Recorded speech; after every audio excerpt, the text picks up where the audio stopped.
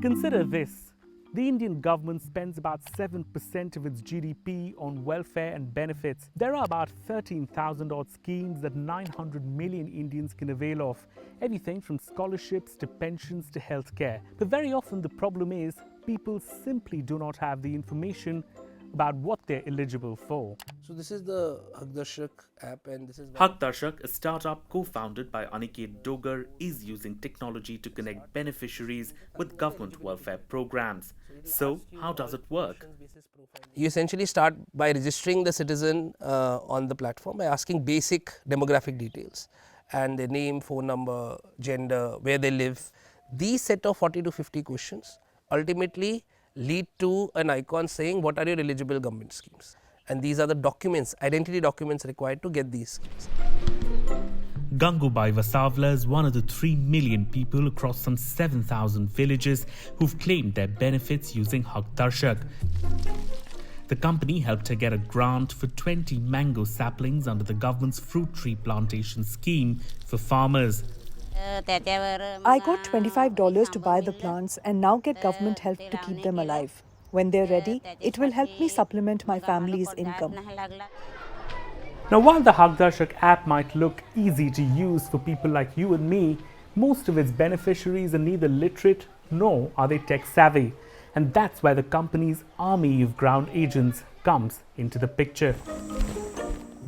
They provide the back-end services for the app. Every day, Manisha, a Haqdarshak field agent, goes door to door in remote tribal villages like this one. Namaskar.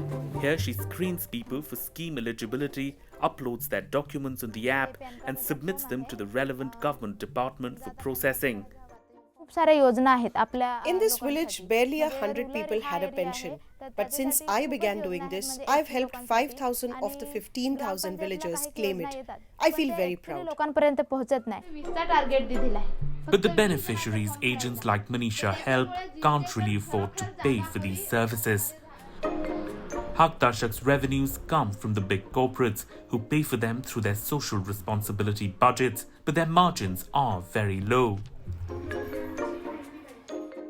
Haqdarshak charges a minimal fee for its services, barely enough to cover their costs. But sending agents door to door or holding awareness camps like this is a fairly expensive affair. And that really begs a question. Will it ever make enough money or profit, or will it largely remain a purpose-driven startup? We are creating that base for financial institutions, financial service organizations, where they can build on top of it and offer products. So there we see in the next 4 to 5 years, we really being able to, let's say, monetize and get profitable. Aniket's aim in the next few years is to help 100 million Indians claim what's rightfully theirs. It's a lofty goal, especially since funding for startups has dried up and getting corporates to pay for welfare is getting tougher in a slowing economy.